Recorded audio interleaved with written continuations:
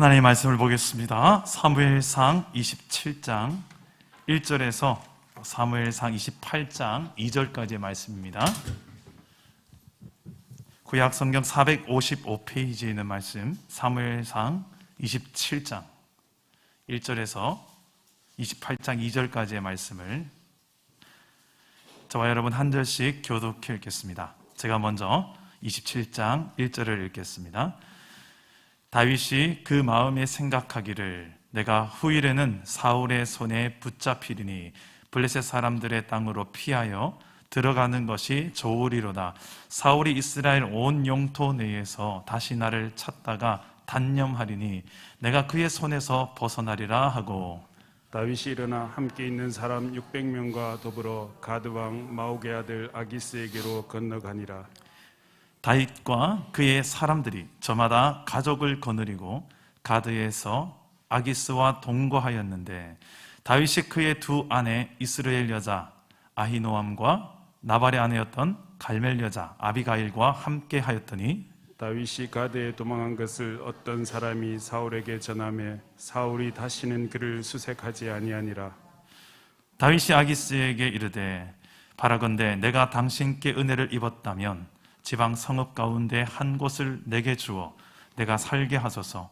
당신의 종이 어찌 당신과 함께 왕도에 살리까 하니, 아기스가 그날에 시글락을 그에게 주었으므로 시글락이 오늘까지 유다 왕에게 속하니라. 다윗이 블레셋 사람들의 지방에 산 날수는 1년 4개월이었더라. 다윗과 그의 사람들이 올라가서 그술 사람과 기르스 사람과 아말렉 사람을 침노하였으니 그들은 옛적부터 술과 애굽 땅으로 지나가는 지방의 주민이라. 다윗이 그 땅을 쳐서 남녀를 살려두지 아니하고 양과 소와 나귀와 낙타와 의복을 빼앗아 가지고 돌아와 아기스에게 이르매, 아기스가 이르되 너희가 오늘은 누구를 침노하였느냐 하니 다윗이 이르되 유다 네겝과 여라무엘 사람의 네겝과 겐 사람의 네겝이니이다 하였더라. 다윗이 그 남녀를 살려서 가드로 데려가지 아니한 것은 그의 생각에 그들이 우리에게 대하여 이르기를 다윗이 행한 일이 이러하니라 하여 블레셋 사람들의 지방에 거주한 동안에 이같이 행하는 습관이 있었다 할까 두려워함이었더라. 아기스가 다윗을 믿고 말하기를 다윗이 자기 백성 이스라엘에게 심히 미움을 받게 되었으니 그는 영원히 내 보아가 되리라 라고 생각하니라. 그때 블레셋 사람들이 이스라엘과 싸우려고 군대를 모집한지라. 아기스가 다윗에게 이르되 너는 밝히 알라. 너와 네 사람들이 나와 함께 나가서 군대에 참가할 것이니라. 다윗이 아기스에게 이르되 그러면 당신의 종이 행할 바를 아시리이다 하니, 아기스가 다윗에게 이르되 그러면 내가 너를 영원히 내 머리 지키는 자를 삼으리라 하니라. 아멘. 할렐루야. 오늘도 말씀으로 찾아오시는 주님 만나기를 축복합니다. 하나님의 나라를 꿈꾸며 이라는 제목으로 지금 벌써 14번째 주일 설교 말씀으로 하나님 말씀을 나누고 있습니다. 14주간 짧지 않은 이 기간 동안에 우리가 이 말씀에 매주마다 조금씩 순종하면서 우리의 가정과 일터에 정말 하나님의 나라를 꿈꾸고 이루며 누리고 증거하며 살아가는 성도님들이 분명 있을 것입니다. 하지만 하나님의 나라가 너무 나에게만큼은 멀게만 느껴지는 분들도 분명히 있을 것 같습니다. 하나님 나라는 나와 내 가정 그리고 나의 일터에서만큼은 절대 누리기 힘들 것 같다. 우리 가족을 보면 이 천국이란 이런 곳이다 라고 마치 천국의 모델하우스와 같은 역할을 감당하면 참 좋겠는데, 그렇게 설교 시간에 계속 강조하고 있는 미래형 천국, 미래형 하나님 나라 말고 예수 믿는 지금부터 이미 시작된 내 안에 하나님의 나라, 예수 믿고 이미 시작된 하나님의 그 천국, 그것이 내 삶 속에 하나님의 통치와 다스림이 이루어져서 그 놀라운 하나님의 나라를 우리가 누리며 또 세상 나라 가운데 증거하는 이 현재형 하나님의 나라가 여러분에게는 이상으로 다가오십니까? 실천 가능한 현실로도 다가오십니까? 목사님, 천국은 그냥 죽고 나서나 가는 천국만 기대하면서 사는 것, 이게 속편하지. 현재형 천국, 현재형 하나님 나라, 이걸 우리 가정에서 일터에서 이루며 누리며 증거한다는, 이건 불가능하다고 저는 생각합니다. 이거 이상이지 현실에는 불가능해요. 주중에 어떤 성도님이 저에게 이야기를 하시더라고요. 목사님, 어떻게 선으로 악을 갚아요? 그거 이상해요. 목사님, 정신 차리세요. 거기까지는 이야기 안 했습니다. 목사님, 그러면서 제가 우리 지사님과 이야기를 하다가, 그렇죠, 어떻게 보면 우리의 솔직한 현실이죠. 정답을 몰라서가 아니라 정답대로 그렇게 살기가 쉽지 않죠. 여러분 어떻습니까? 여러분의 가정은 지금 어떻습니까? 여러분 일터는 어떻습니까? 예배당에서 예배할 때는 잘 모르지만 일상 속에 하나님의 나라를 누리고 증거하기 힘든 영역들이 각자가 있지 않습니까?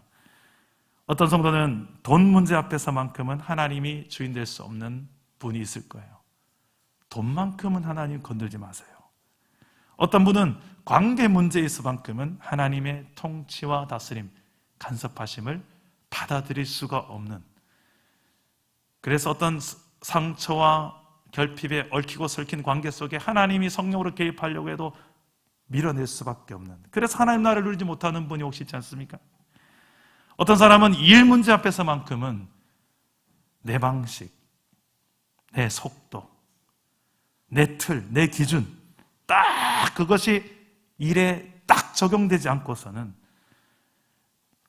나의 일에 관해서만큼은 하나님이 할아버지가 오시더라도 난 간섭받기 싫다라고, 그래서 하나님 나라를 일 속에서 누리지 못하는 분들도 혹시 있지 않습니까? 어떤 성도는 내가 즐기는 문제들, 내 취미, 내 취향, 내 욕구, 이런 영역에 있어서는 절대로 양보하지 않는 분들도 있습니다. 잠시는 즐거울지 모르겠습니다. 그런데 그 즐거움이 하나님 안에서 누리는 참된 만족을 누릴 수는 없습니다. 하나님의 나라를 누리는 즐거움이 뭘까? 이걸 당연히 알 수가 없겠죠. 진정한 하나님의 나라를 우리가 오늘 현재형 하나님 나라로 누리는 방법은 무엇일까? 이 문제는 신앙생활을 10년, 20년 오래 한다고 해서 되는 문제가 아닙니다. 또는 직분을 받는다고 해서, 어떤 공로를 쌓는다고 해서 되는 문제도 더더욱 아닙니다. 성경을 제대로 보는 것, 성경을 제대로 보는 것에서 출발합니다. 성경이 뭐라고 말씀하시는지에 흘려들어서는 안 됩니다. 귀에 새겨 들으셔야 됩니다. 그리고 하나님은 성경을 통하여 다른 어떤 계시가 아니라 성경을 통하여 계시하는 분이심을 믿어야 합니다. 성경을 통해서 하나님이 우리가 어떤 분인지, 하나님이 어떤 분이시고 하나님의 나라가 어떤 곳인지를, 어떻게 누릴 수 있는 것인지를, 어떻게 시작되고 누리며 증거될 수 있는지를 하나님은 다른 수단과 방법이 아닌 이 성경의 승부를 거셨습니다. 기록의 승부를 거셨어요. 이 수천 년이 지나도 하나님의 계시가 여전히 객관적으로 유효한 것은 성경 외에 없습니다. 여러분, 성경만으로도 충분하다는 것을 믿을 수 있기를 축복합니다. 여러분, 성경은 하나님 나라의 매뉴얼이에요. 어떤 분 꼭 기계를 사면 사용 설명서를 절대 안 읽고 쓰는 분이 계세요. 주로 남자분들이 그래요. 자신 있다 이거죠. 그래서 쓰다가 한번 뭐가 기능을 잘 모르겠다. 그래서 그제서야 뒤져보고, 또 뭐 고장났다 이러면 그제서야 만져보시는 계십니다. 가장 지혜로운 사람은 쓰기 전에 한번 읽어본다. 그러면 이런 기능도 다 있네. 이런 건 조심해야 되겠네.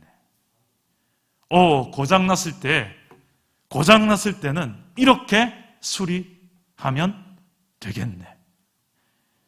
이게 매뉴얼이잖아요. 이게 그죠? 사용 설명서잖아요. 우리가 이렇게 살다가 쓰다가 내 인생을 내 맘대로 살다가 고장났을 때야, 좀 뭐가 많이 무너져 내려서 내 힘으로 수리할래야 수리할 수가 없을 때, 몸이 고장나고 관계가 고장나고 물질 영역이 고장나고 인생이 내 인생으로 과학으로 의학으로 지식과 수학으로 풀어낼 수 없을 때, 그제서야 이 몸뚱아리를 진짜 창조한 분이 계신다면 좀 나와보세요. 그제서야 이 몸뚱아리를 만드신 창조 제작자에게 찾아오는 경우도 얼마나 많습니까? 그리고 그분의 사용 설명서를 펼쳐보고, 아하, 내가 이런 존재였군요. 내가 이렇게 사용되며 살아야 되겠군요. 이렇게 살아야 되는 거군요. 이건 하지 말아야 되는 거였군요. 이렇게 고장났으면 이렇게 해야지 고쳐지는 거였군요. 이게 다 어디에 기록되어 있다고요? 성경. 그 성경을 통하여 하나님의 나라를 출발할 수 있고 누릴 수 있고 세상 나라에 보이며 증거할 수도 있고, 때로는 무너졌을 때라도 다시 고장난 곳 수리할 수도 있고 회복할 수 있는 그 방법, 그 매뉴얼, 바로 성경에 다 있다는 거예요. 그래서 우리는 이렇게 14주에 걸쳐서 또 말씀을 보는 거예요. 아니, 우리 평생에 하나님의 말씀을 펼쳐놓고 살아가는 인생이 가장 지혜로운 인생인 줄 믿으시기를 바랍니다. 특히 오늘 말씀에 나오는 또 한 인물, 이 다윗을 우리는 하나님 나라의 좋은 모델링으로 삼고 살펴봐요. 왜요?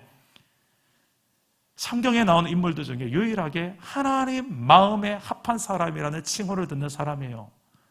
그리고 이스라엘에 있어서 가장 대표성을 가진 왕으로서 다윗입니다.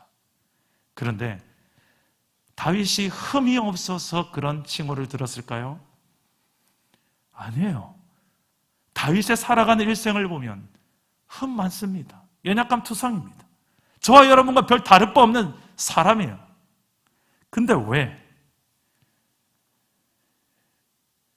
여러 가지 다윗의 상황 속에서 그가 어떻게 그 중심의 신앙으로 진짜 그 안에 있는 믿음으로 살아가는지, 때로는 넘어지고 지치고 광야가 장기전이 되어져서 이제는 기도할 체력조차 남아있지 않을 때조차도 어떻게 그 상황들을 이겨내고 또 다음 스텝으로 넘어가는지, 이 힘겨운 시대를 나만 힘든 줄 알았는데 성경에 보니까 나보다 더 힘든 인생들이 너무너무 많아요. 그 중에 한 사람이 다윗이더라는 거예요. 그 힘겨운 인생과 힘겨운 시대를 믿음으로 살아내는 좋은 모델, 힘들지만 그 안에서 하나님의 나라를 제대로 시작하고 출발하고 누리며 증거하며 살아냈던 인생이 바로 다윗이었더라는 거예요. 오늘도 다윗은 위기 속에 있습니다. 위기가 장기전이 돼요. 그래서 다윗도 좀 지칠 대로 지쳐 있습니다. 이 10년이라는 세월이 다윗의 광야의 세월입니다. 자신을 잡아 죽이려고 시기하며 질투하며 죽이려 했던 사울 왕, 지금도 변함없이 다윗을 추격해 오고 있기 때문에 그렇습니다. 위기의 순간 하나님의 백성은 어떻게 살아야 될까? 위기의 순간에도 우리는 하나님의 나라를 누리며 증거하며 살 수 있을까? 오늘 말씀에서 잘 보여주고 있습니다. 우리 첫째로는 따라해 봅시다. 내 생각보다 주의 생각을 따르라. 내 생각보다 주의 생각을 따르라. 오늘 말씀 1절과 2절 말씀입니다. 여러분 함께 읽어보겠습니다. 시작. 다윗이 그 마음에 생각하기를 내가 후일에는 사울의 손에 붙잡히리니 블레셋 사람들의 땅으로 피하여 들어가는 것이 좋으리로다. 사울이 이스라엘 온 영토 내에서 다시 나를 찾다가 단념하리니 내가 그의 손에서 벗어나리라 하고, 다윗이 일어나 함께 있는 사람 600명과 더불어 가드 왕 마옥의 아들 아기스에게로 건너가니라. 아멘. 다윗이 사울 왕에게 너무 오랫동안 추격을 당하다 보니 다윗도 지금 지칠 대로 지쳐 있어요. 광야 생활에 지칠 대로 지쳐 있어요. 어떤 성도님 신방을 해보니까 목사님 너무 힘들어서 솔직히 이제는 기도할 마음이 잘 안 들어요. 이분 기도 많이 하시는 분이거든요. 근데 이분의 삶의 그 고난을 제가 아니까 이게 무슨 말인지 알 것 같아요. 아이고, 그렇죠. 많이 힘드시죠. 오죽했으면 그런 말씀 하시겠어요. 지금 다윗도 10년이라는 이 광야 세월 속에 떠돌이 도망자 세월을 보내느라 많이 지쳐 있습니다. 영적 체력도 바닥나 있을 거예요. 그래서 이 광야 가운데 다윗은 하나님께 늘 묻고 하나님을 따라서 살다가도 때로는 그 순간순간 급박한 상황, 위험한 상황이 되면 다윗이 오늘 말씀에서도 하나님께 묻는 장면이 아니라 본인의 생각대로 결정을 하는 모습이 나타납니다. 1절 말씀을 보면 그 마음에 생각하기를 하고 블레셋 땅으로 도망가는 것을 다윗이 결정해버립니다. 어떻게 보면 현실 도피라고도 할 수 있겠죠. 정면 승부가 아니라 하나님 나라 백성이 하나님 나라의 땅에 살지 않고 위험하니까 그 땅을 벗어나서 도망친다는 거. 이거는 그냥 단순히 땅을 옮기는 게 아니라 이 땅의 주인 되신 하나님, 이 땅의 왕이 되신 하나님에 대한 신뢰와 문제가 있는 거예요. 관계가 있는 거예요. 다윗은 지금 그렇게 하나님을 믿고 따라 피하다가 지칠 대로 지쳐서 그의 마음에 생각하기를, 물론 사울 왕을 죽일 수 있는 2번의 좋은 기회가 있었으나 죽이지 않고 그는 블레셋 땅으로 망명할 것을 선택합니다. 다윗의 입장도 이해가 됩니다. 왜요? 사울을 왕으로 기름 부어주신 이가 하나님이시라는 것을 누구보다 다윗이 잘 알았어요. 그래서 죽일 수 있는 기회가 2번이나 왔지만 살려주었더니 이 인간이 계속 쫓아와요. 다시는 안 쫓아오게 되놓고 또 쫓아와요. 그래서 내가 할 수 있는 최선은 뭐냐? 죽일 수도 없고 도망만 다니다가 결국은 이스라엘 안에도 내가 정말 안전처가 없구나. 이 600명 이상 되는 나와 함께한 사람들이 숨을래야 숨는 데 한계가 있겠구나 싶어서 블레셋 땅으로 망명하는 거예요. 그러나 이것은 지혜로운 생각인 것 같지만 하나님의 뜻을 묻고 구해서 내린 결정은 아닙니다.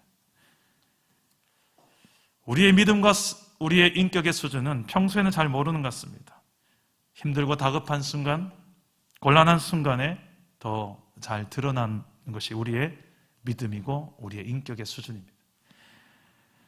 힘든 순간에 내 민낯이 다 드러나게 되어 있죠. 광야는 내 민낯을 보는 곳입니다.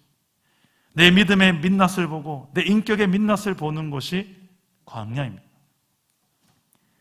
그래도 여전히 아름다운 모습, 멋진 모습을 보는 분이 광야에서 있을 것이고, 아니면 내 민낯을 보니 너무 비참하고 미성숙하고 건강하지 않고 상처투성이고 해결되지 않은 상처가 많고 결핍으로 가득해서 늘 불만족 가득한 내 모습,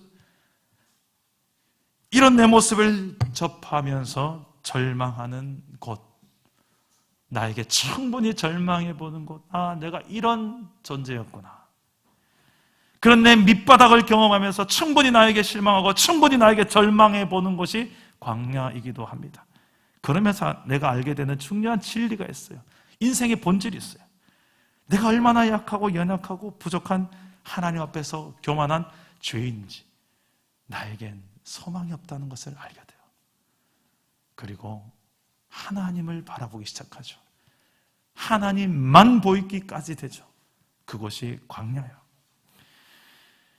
다윗은 왜 근데 궁금한 것이 있는데 왜 하필이면 블레셋일까? 피난처로 생각한 것이 그 옆에 나라는 모압이라는 것도 있고 에돔도 있는데 굳이 블레셋일까요? 이 다윗 시절에 가장 많이 침략해왔던 이방 민족은 블레셋이었습니다. 다윗은 예전에 블레셋을 대표했던 장수 골리앗을 물맷돌로 죽인 전적이 있죠. 그 골리앗 장군의 고향이 어디냐? 바로 여기에요. 블레셋 가드라는 곳이. 지금 다윗은 이 가드 땅에 처음이 아닙니다. 벌써 2번째로 이제 피난하는 거예요. 사울을 피해서 가드로 간 1차적 이유는 무엇일까요? 지금 이스라엘의 가장 큰 대적인 블레셋 영토로 가게 되면 사울이 블레셋을 두려워해서라도 추격해오지 못하리라는 생각, 그리고 이 블레셋의 가드라는 곳은 가장 이스라엘 땅과 가까운 블레셋 땅이었어요. 그래서 동쪽에, 블레셋에서 동쪽 편에 위치했던 이 가드 성이었기 때문에 피난처로 삼기에는 가장 가까운 거리, 에너지를 들이지 않아도 갈 수 있는 곳, 여차하면 또 발 뺄 수 있는 곳, 가드였어요. 어떻게 보면 참 지혜로운 피난처라는 생각 들지 않습니까? 사울이 절대 추격해오지 못할 곳, 그러나 위험한 곳. 그러나 다윗이 무슨 생각인지 그곳을 결정하고 그와 함께하는 600명 이상 되는 그의 백성들과 함께 피난처로 삼습니다. 그러나 다윗이 피난처로 삼아야 할 곳, 정작 다윗이 피난처로 삼아야 할 곳은 블레셋이 아니라 하나님이었습니다. 그리고 다윗이 가장 가깝게 여겼던 곳이 블레셋 가드 땅이 아니라 하나님이어야 했습니다.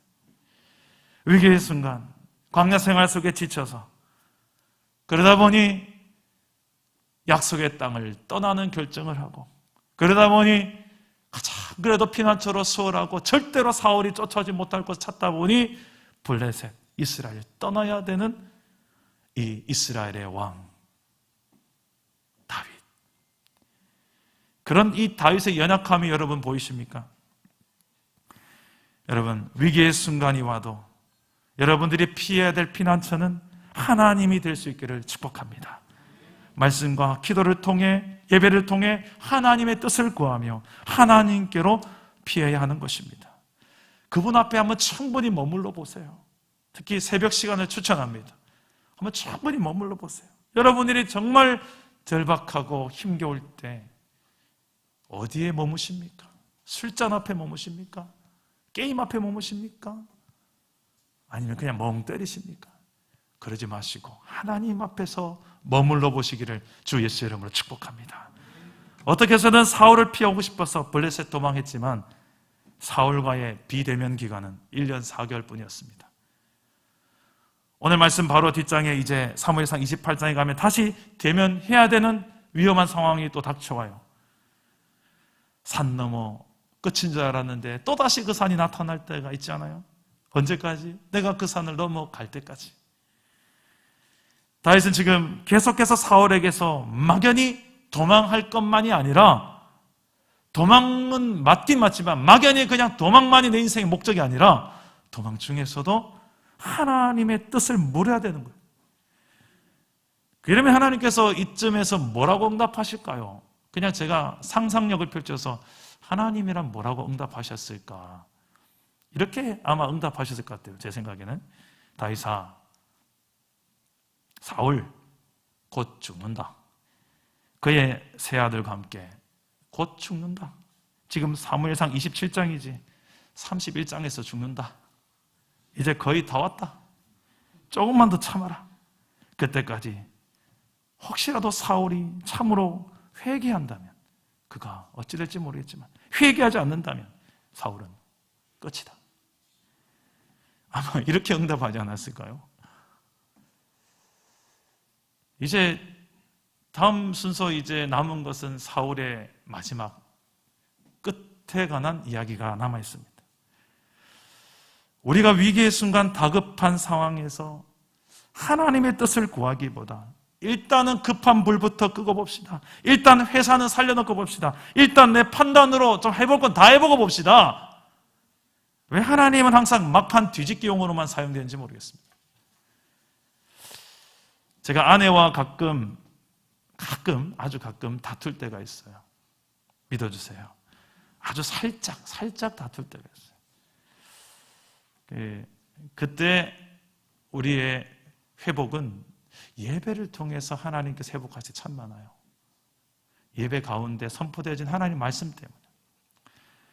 제가 지난주에 설교 중에 아내에게 이 시대의 아비가일이라고 이 스스로 말할 때 이 제 반응 때문에 말이 많습니다.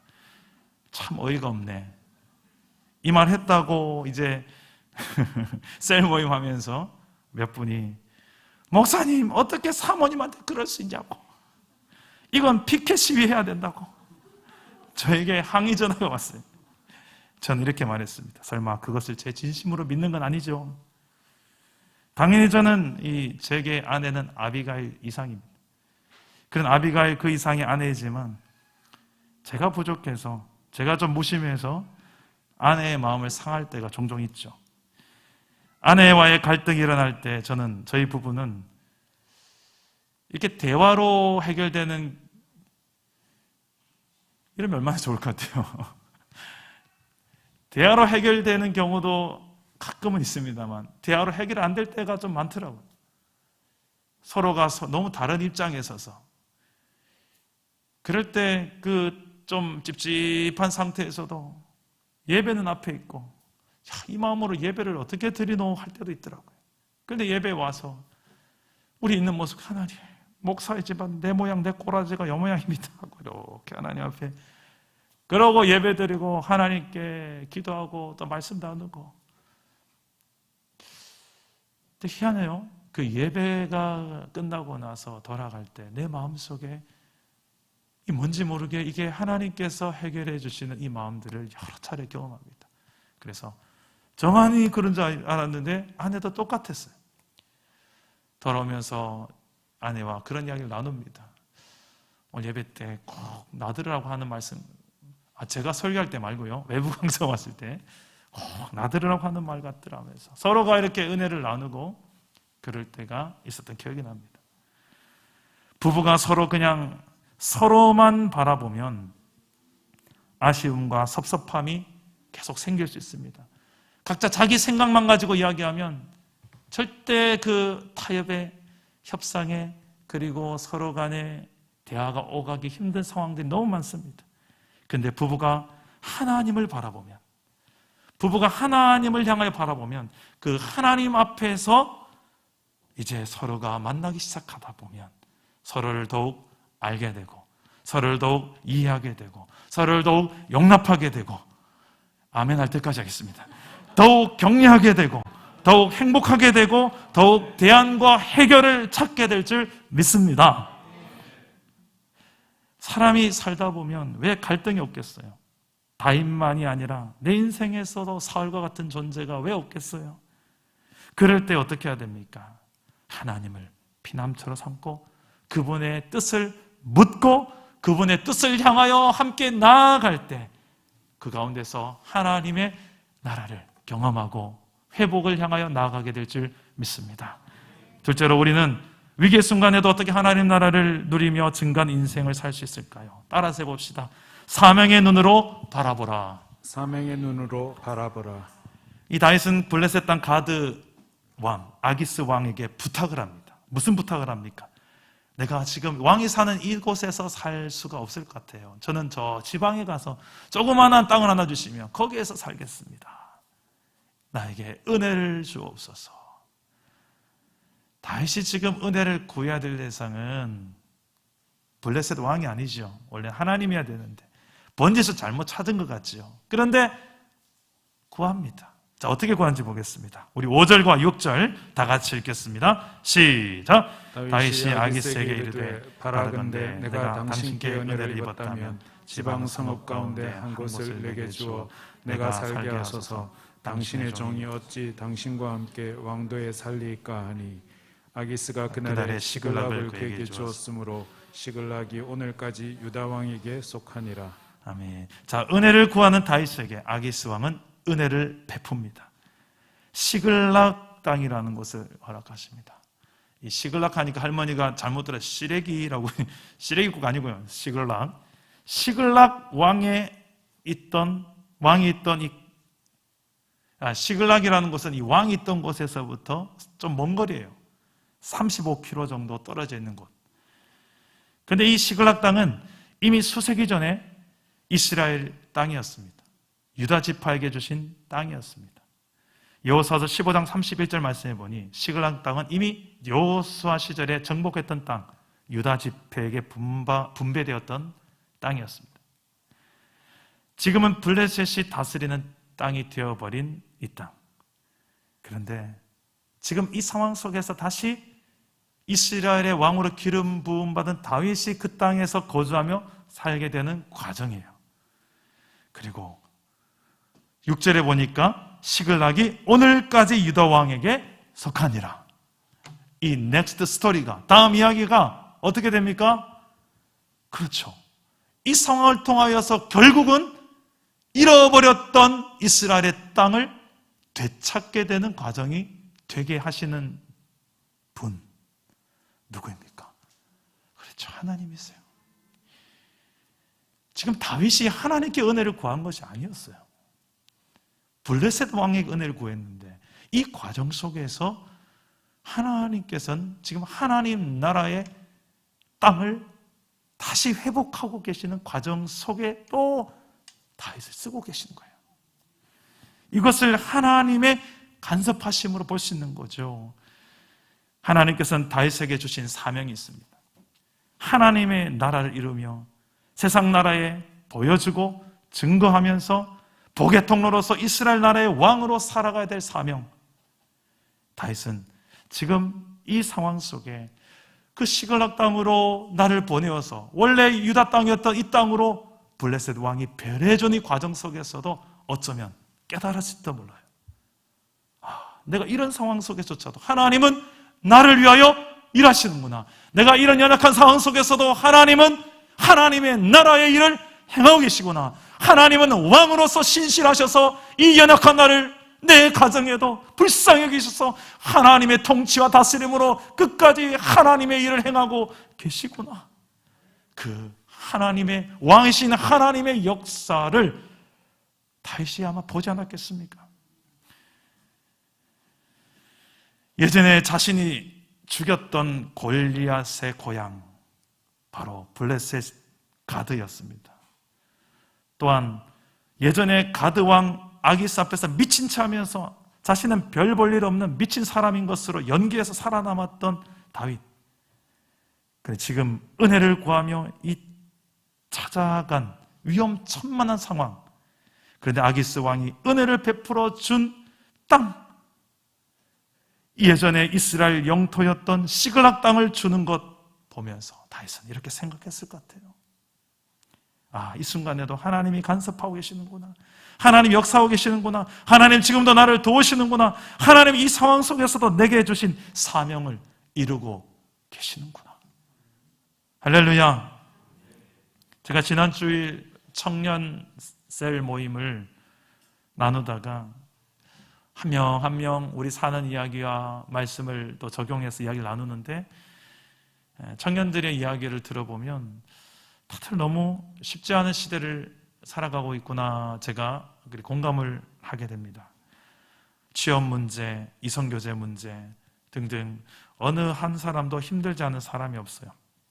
직장에서 힘든 이야기를 하면서 나는 목사님 사무직을 꿈꾸고 있어요. 지금 내가 하고 있는 일은 너무 좀 단순 노동직 같아서 사무직을 꿈꾸고 있어요. 한 청년 이야기를 합니다. 이게 직장의 힘든 상황을 이야기하죠. 그러다 저쪽에 사무직을 감당한 한 청년 이야기합니다. 저 이번 주에 사표 내려갑니다. 여러분이 잘 모르는 힘든 상황이 사무직에 많다는 거겠죠. 그러다 옆에 있는 사무직을 꿈꾸는 이 청년이 이해할 수 없다는 표정으로 왜요? 여러분이 겪어보신 분도 알겠지만 직장의 상황이 그렇게 녹록지 않습니다. 이미 직장 전선에 들어가서 미생으로 살아남기 위해서 바둥바둥하고 있는 청년도 있고 이 지금 열심히 이력서를 내고 있는 청년도 있고 여러 가지 이런 아직 아무것도 내 인생의 미래가 보이지 않는 청년들 속에 제가 그래도 해줄 수 있는 이야기가 뭘까? 그러면서 툭 던진 이야기가 이거였어요. 사명을 발견하라. 사명. 하나님이 날 향해서 부르신 이유. 왜 나를 이 시대 2021년도에 코로나 시대 가운데 청년의 때를 살게 하셨는지, 그리고 내가 왜 이런 가정 속에서 이런 일터 여기까지 오기까지 어떻게 하나님께서 인도하셨는지, 그 하나님의 목적, 무엇을 위해, 왜 하나님이 날 향한 이 시대를 살아내야 될 목적을, 그 사명을 발견하라는 것이었습니다. 그 사명을 발견하면 내 인생의 방향을 잘 결정할 수 있기 때문에 그렇습니다. 내 사명을 발견하면 내가 어떤 직장에 이력서를 내야 할지도 알게 됩니다. 사명을 발견하면 내가 지금 있는 이 직장에 있어야 될지 옮겨야 될지도 알게 됩니다. 사명을 발견하면 내가 지금 이 직장에 왜 있어야 되는지도 알게 됩니다. 사명을 발견하면 내 인생의 모든 것들의 이유를 가지게 됩니다. 가정도 사명의 터전이고, 일터도 사명의 터전이고, 교회도 세상도 사명을 발견하고 나서 그 사명의 안경을 가지고 내 인생을 들여다보면 내가 왜 여기에 있어야 되는지, 옮겨야 된다면 내가 왜 여기를 옮겨야 되는지 그 사명의 안경이 있을 때에 명확해진다는 것이었습니다. 그렇게 사명에 대한 이야기를 하고 그 사명을 깨닫게 되는 방법, 기도다. 기도 없이는 어떻게 하나님의 뜻을 깨닫냐. 그래서 이번 주 금요일에 새벽을 깨워 새벽 기도하자, 이렇게 마무리를 했는데 이번 주 새벽을 얼마나 깨웠는지 모르겠어요. 우리 청년들 주중에 몇 번 성도님들이 교회에 오셨어요. 함께 차를 마시는데 이와 비슷한 이야기를 합니다. 아내와 제가 처음 연애할 때 다들 많이 궁금해하셔서 그래서 그 집사님에게 살짝 이야기했어요. 아내 가정에도 아픔이 있었고 제 가정에도 아픔이 있었는데 이 가정의 아픔이 컸던 청소년 시기에 대한 그 상처와 아픔들이 같이 교제를 하면서 함께 청소년 사역에 대한 꿈을 꾸게 되었어요. 이미 저는 청소년 선교단체를 오랫동안 이끄는 대표로 섬기고 있는 중이었고, 아내는 청소년 지도학과를 이제 학부를 졸업하게 되고 이후에 또 가정상담학과까지 석사과정까지 이렇게 하게 돼요. 그러면 저와 함께 청소년 사역과 가정 사역에 대한 실제적인 준비들을 하고 경험들까지 하게 되었습니다. 그래서 오늘날 사랑 담은 교회 비전 속에 보면 이런 내용까지 담기게까지 돼요. 하나님의 사랑을 담아 한 영혼, 가정, 다음 세대를 살리고 제자삼 선교적 교회.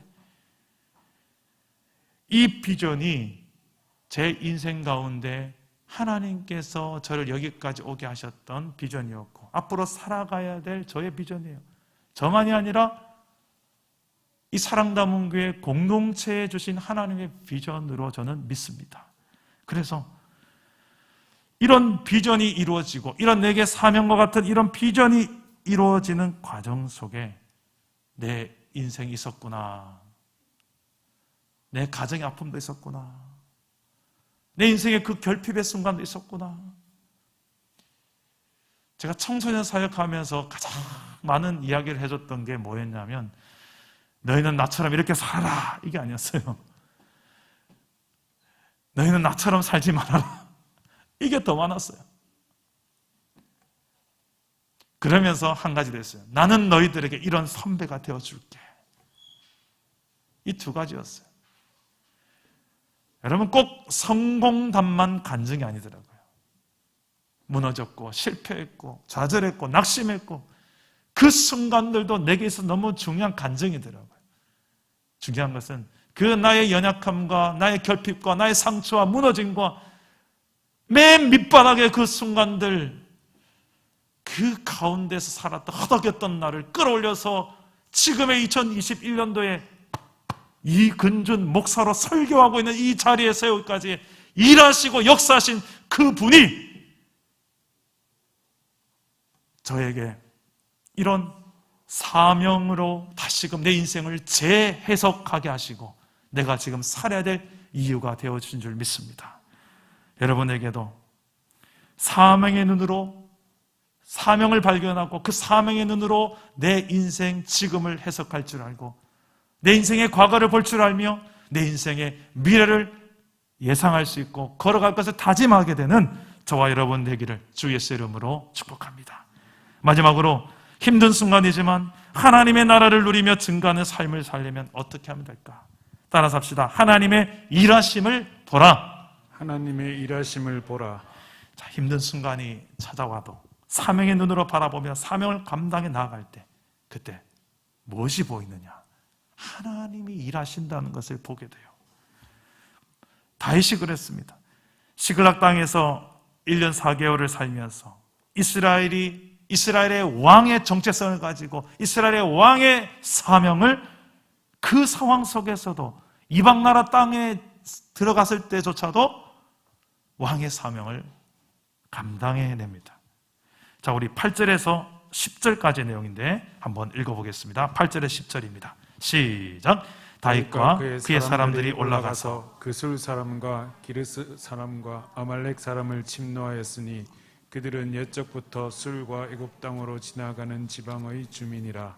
다윗이 그 땅을 쳐서 남녀를 살려두지 아니하고 양과 소와 나귀와 낙타와 의복을 빼앗아 가지고 돌아와 아기스에게 이르매 아기스가 이르되 너희가 오늘은 누구를 침노하였느냐 하니 다윗이 이르되 유다 네겝과 여라무엘 사람의 네겝과 겐 사람의 네겝이니이다 하였더라. 아멘. 자, 다윗이 지금 시글락 땅에 있으면서 그냥 놀고 있었던 것이 아니라 주변에 여러 나라들을 칩니다. 특히 세 나라를 쳤는데 당시 그 시대에 이렇게 용병 생활을 하면서 노략질을 하죠. 노략질을 해서 거기에서 얻은 전리품으로 생계를 유지하고 때로는 오늘 말씀의 다윗은 이 노략물을 가지고 아기스 왕에게 전리품을 갖다 바칩니다. 그런데 다윗이 쳤던 나라가 어떤 나라였냐면 이스라엘이 원수로 삼았던 나라들이에요. 어차피 이스라엘의 왕으로서 다윗이 해야 했던 사명, 하나님의 나라, 하나님의 나라를 상징한 그 땅, 약속의 땅, 그 정복의 사역들을 다윗이 감당했어야 됐는데 지금 쫓기는 상황 속에서도 다윗은 나를 이 시글락 땅으로 인도하시기까지 은혜를 베푸신 분이 저 블레셋 왕이 아니라 이 역사 뒤에서 나를 통해 일하고자 하시는 내게 사명 주신 하나님이 일하고 계심이 보이니까 나도 그 사명에 적극적으로 동참해야 되겠다. 그래서 그 주변에 있던 이스라엘의 왕으로서 해야 될 사명을 그 상황 속에서도 감당하는 것입니다. 그들을 모두 몰살시킵니다. 진멸시킵니다. 마치 여호수아에게 내렸던 명령과 같이 가나안 주민들을 하나로 살려두지 마라. 왜? 너희는 거룩한 하나님 나라 백성이기 때문에 그 나라와 섞여서는 안 되는 하나님 나라의 정체성, 하나님 나라의 문화를 가지고 살아야 될 하나님 나라 백성이기 때문에 하나님은 죄와의 타협 없습니다. 그래서 그 하나님의 나라의 사역을 여전히 지금 다윗이 이루어가고 있는 것입니다. 그런데 이 아기스 왕에게 다윗이 보고할 때 내용이 조금 우리의 마음을 불편하게 만듭니다. 거짓말이라는 것을 해요. 여러분, 거짓말을 어떻게 생각하십니까? 선한 의도의 거짓말은 괜찮다. 1번. 아니다. 거짓말 자체가 하나님이 싫어하신 것이다. 2번. 뭐라고 생각하십니까? 그렇죠. 거짓말 자체는 하나님께서 기뻐하시는 방법은 아니에요. 어떤 의도에서든. 근데 이 다윗은 지금 거짓말을 하면서 이야기를 합니다. 지금 유다 땅을 습격해서 얻은 전리품입니다라고 거짓말하는 거예요. 왜냐하면 아기스 왕에게 의심을 받지 않으시는 가장 좋은 방법이 이거거든요. 내 나라가 유다인데, 이스라엘인데 그 나라를 쳐서 노략물을 가지고 지금 온 겁니다. 이것이 얼마나 블레셋 왕으로 하여금 신임을 얻겠습니까? 신뢰를 얻겠습니까? 이런 다윗의 생각. 그래서 거짓말을 하는 것. 그 결과는 다윗이 기대했던 대로 블레셋 아기스 왕에게 더욱 신뢰를 받습니다. 12절 말씀 보면 아기스가 다윗을 믿고 말하기를 다윗이 자기 백성 이스라엘에게 심히 미움을 받게 되었으니 그는 영원히 내 부하가 되리라. 다윗이 이스라엘 백성에게 심히 미움을 받게 되었기에 아기스 왕은 다윗을 믿습니다. 다윗의 사명을 수행하는 것은 참 좋은 건데 믿음으로 사명을 수행한 것이기에 더욱 그렇습니다. 그렇지만 거짓말을 하는 것은 바른 방법이라 보기 어렵습니다. 그런데 이 거짓말을 전쟁 상황 속에서 하는 것으로 본다면 이것을 의도적 기만 전술로도 볼 수 있다라고 이 신학자적인 견해가 있어요. 어떤 신학자는 이 대목에 있어서 다윗의 행동을 이렇게 이해합니다. 더 큰 악을 막기 위해서 필요한 필요악이다. 이렇게 보는 사람들도 있습니다. 왜냐하면 이를 통해서 다윗과 그와 함께 있는 이스라엘 백성의 생명을 구했기 때문에, 하나님 나라의 백성의 생명을 지키기 위해서, 그리고 모세 시대 이후에 해결되지 않은 이 땅 정복 사역, 이 사명이 다시 수행되었기 때문에. 근데 이 결과가 또 중요합니다. 다윗은 이로써 블레셋 왕으로부터 당장의 큰 신뢰를 얻습니다만 머지않아 또 한 번의 위기를 맞이합니다. 이게 끝인 줄 알았는데 끝이 아닌 거예요. 우리 사무엘상 28장 1절과 2절 말씀을 다 같이 한번 읽어보겠습니다. 시작. 그때 블레셋 사람들이 이스라엘과 싸우려고 군대를 모집한지라 아기스가 다윗에게 이르되 너는 밝게 하라. 너와 내 사람들이 나와 함께 나가서 군대에 참가할 것이니라. 다윗이 아기스에게 이르되 그러면 당신의 종이 행할 바를 아시리이다 하니 아기스가 다윗에게 이르되 그러면 내가 너를 영원히 내 머리 지키는 자를 삼으리라 하니라. 아멘. 다윗이 지금 블레셋 왕에게 신뢰를 얻었지만 그 얻은 신뢰 때문에 블레셋 왕이 전쟁하러 가자는 거예요. 그런데 전쟁할 대상이 누구냐? 이스라엘이에요. 이스라엘 왕이 누굽니까? 사울이에요. 이런 사울을 피하려고 왔는데 사울을 또 만나야 된 상황이에요. 그 피하려고 이스라엘 땅을 떠난 왕이 되었는데 다시 가야 되는 상황. 거짓말까지 해가면서 신임을 얻고 이제는 안전하겠다 싶었는데 산 넘어 산 또 오는 것 같아요. 다윗은 또 두려울 거예요. 궁지에 빠진 다윗, 어쩔 수 없이 전쟁에 동참합니다. 그런데 사무엘상 29장에 가서 다윗이 이스라엘 백성과 사울 왕을 치는 이 전쟁에서 하나님께서 간섭하세요. 그래서 다윗과 그의 군대가 전쟁에서 빠지도록 합니다. 어떻게 해요? 블레셋에는 여러 지도자가 있는데, 여러 왕이 있는데 그 왕들이 다윗의 과거사를 거론합니다. 이 다윗이 누구야? 과거에 우리 블레셋을 대표했던 장수 골리앗을 죽였던 그 다윗 아니냐. 전쟁 상황에서 어떻게 바뀔지 모른다. 같이 가면 안 된다. 믿을 수 없다. 이 의견을 통해서 다윗은 전쟁에서 빠지게 됩니다. 속으로 다윗은 분명 예스 했을 거예요. 그러나 겉으로는 어떻게 이렇게 귀한 자리에 내가 동참하지 못하게 되어서 너무 아쉽습니다. 연기를 하며 이 전투에 빠집니다. 만약 다윗에게 상을 하나 준다면 연기 대상감이에요. 그런데 이런 과정들 속에서 여러분들 무엇이 보입니까? 두려운 상황, 선택하기 난감한 상황, 그 속에서 다윗이 어쩔 수 없이 선택하는 결과들이요, 또 거짓말까지 해가면서 연기해가면서 자신의 모든 방법을 총동원해서 발버둥치며 살아남고 있지만 성경이 말하려고 하는 것이 지금 다윗의 지혜로운 대처를 보여주려고 성경이 기록하고 있을까요? 아니면 이런 다윗의 연약함에도 불구하고 어떻게 해서든 사명을 감당하게 하려고 다윗의 뒤에서 보이지 않지만 일하시는 그 하나님의 큰 손을 드러내려고 하는 말씀일까요? 그렇죠. 하나님의 일하심을 보여주기 위함입니다. 광야에서 힘든 순간조차, 다윗의 그 연약했던 그 순간조차, 광야의 오랜 세월 동안 지쳐서 이제 하나님께 구하지도 않는 그 순간조차 사명이 있는 사람, 하나님께 부르심이 있는 사람은 이처럼 하나님의 일하심을 보는 기쁨을 누리게 됩니다. 합력하여 선을 이루어 가시는 섭리를 경험할 수가 있는 거예요. 로마서 8장 28절 말씀 우리 다 같이 한번 읽어봅시다. 시작. 우리가 합력하고 하나님을 사랑하는 자 곧 그의 뜻대로 부르심을 입은 자들에게는 모든 것이 합력하여 선을 이루느니라. 아멘. 우리가 오늘 인생을 살다 보면 광야의 시간을 지날 때 그때는 잘 안 보이지만 지나놓고 나서 보면 보이는 하나님의 손길들이 있잖아요. 오늘 말씀의 다윗처럼 본인의 연약함으로 선택했던 길, 블레셋 땅으로 도망갔음에 불구하고 하나님은 그 가운데서도 하나님의 나라를 생각하시고 이루어 가십니다. 그것을 보여주셔요. 그리고 그 이루어 가시는 도구로 이 연약한 다윗을 계속해서 사용하고 계십니다.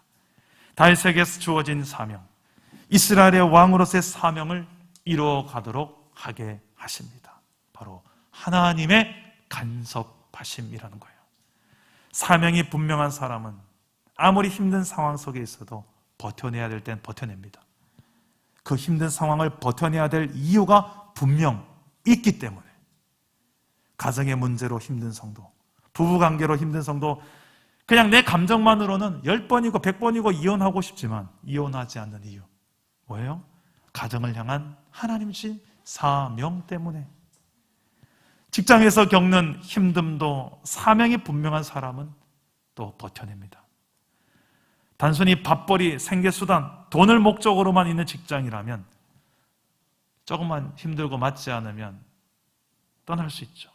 흔들립니다. 더 나은 조건으로 부르면 망설임 없이 옮길 수 있습니다. 그 사람의 기준은 사명이 아니라 돈, 명예, 권력, 이런 것이 내 목적이 되어 있다면 망설일 이유가 없는 거죠. 그러나 하나님이 주신 사명이 있는 사람은 이동에도 분명 이유가 있는 것입니다. 남아있는 것도 이유가 있는 것입니다. 부부관계 어려움, 또 자녀 문제 어려움, 경제적 어려움, 직장생활 속 어려움 등등 그 속에서 기억해야 할 것, 하나님은 지금도 내게 주어진 사명의 현장에서 하나님은 내게 최선을 베풀고 계신다는 거예요. 비록 우리 연약해서 하나님을 구하지 못하고 사명을 놓치는 그 순간조차도 하나님은 내 뒤에서 일하고 계시며 그 일하심을 보여주십니다. 예전에 참 많이 불렀던 복음송에 이런 찬양 가사가 있어요. 차츰차츰 안개는 걷히고 하나님 지으신 빛이 뚜렷이 보이리라. 가는 길이 온통 어둡게만 보여도 하나님은 실수하지 않으신다네. 할렐루야. 말씀을 맺겠습니다. 위기의 순간, 힘겨운 순간, 광야 같은 내 인생의 때를 지날 때 우리는 어떻게 하면 변함없이 그 순간에도 하나님 나라를 누리며 세상 가운데 보여주며 증거할 수 있을까요? 내 생각보다 주의 생각을 따르고 사명의 눈으로 내 인생을 해석하고 하나님의 일하심을 보면서 우리가 승리하시기를 축복합니다. 오늘 말씀 붙들고 한 주간 힘든 상황들 속에 내 감정, 내 생각, 내 판단보다 더 주의 생각을 묻는 예배자요, 또 하나님의 일하심을 보며 사명의 길을 걷는 하나님 나라의 백성, 저와 여러분 되기를 주 예수 이름으로 축복합니다. 우리 오늘 말씀을 생각하며 찬양을 부르기도 할 텐데 찬양을 좀 바꿀게요. 우리 그 찬양을 불렀으면 좋겠어요. 우리 오늘 예배 전에 불렀던 누군가 널 위해 기도하네. 오늘 설교 전에 이 찬양을 듣는데 딱 지금 다윗에게 가장 큰 위로가 될 찬양이 이 찬양이 아니었을까. 우리 한번 고백해 볼까요? 당신 지쳐서 기도할 수 없고 눈물이 빗물처럼 흘러내릴 때 주님은 우리 연약함을 아시고 사랑으로 인도하시네. 누군가 널 위해 누군가 널 위하여 누군가 기도하네. 누군가 기도하네. 내가 홀로 외로울 때 내가 홀로 외로워서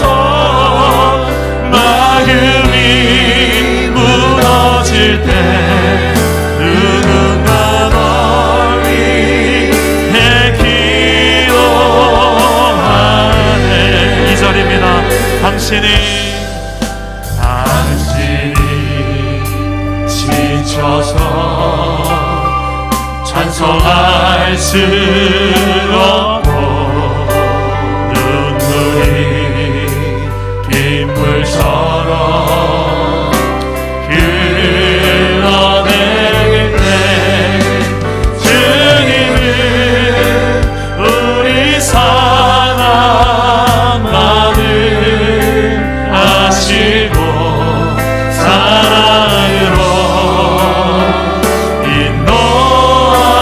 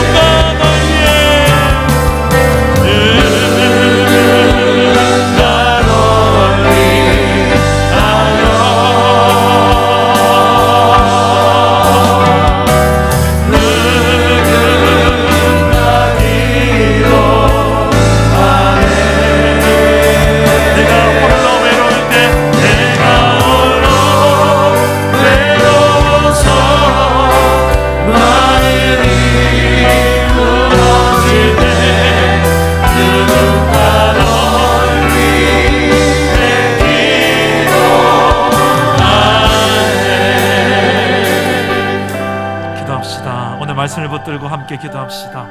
다윗처럼 너무 광야가 길어져서 지치고 기도할 힘도 이제 잘 나지 않는 혹시 성도님이 계십니까?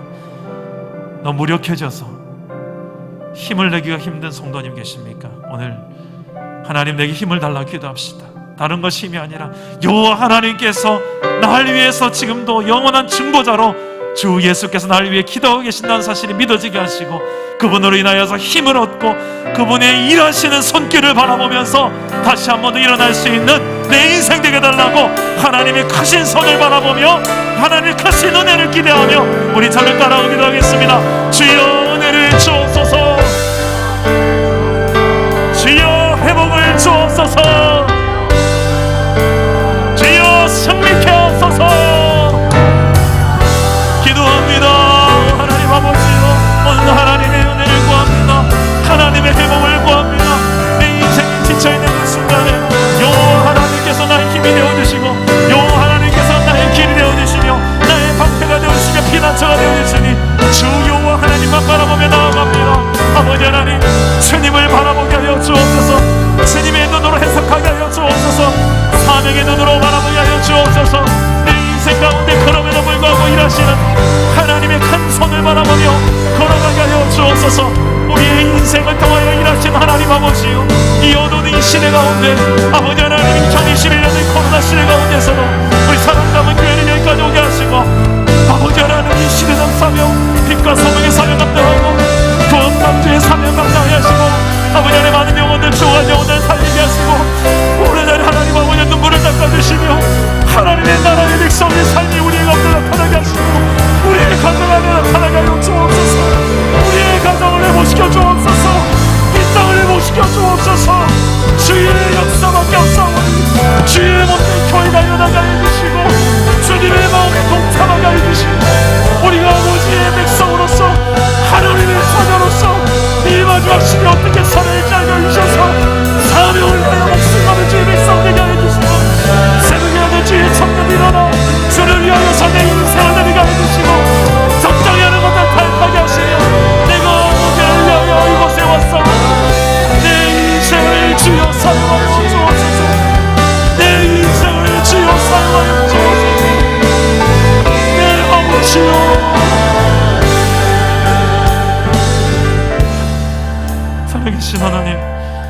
우리의 인생을 만드신 이가 하나님이시여, 부족하고 연약하지만 그런 인생을 회복시키시고 구원하셔서 하나님 나라 백성, 하나님의 동력자 삼으신 분이 하나님이심을 믿습니다.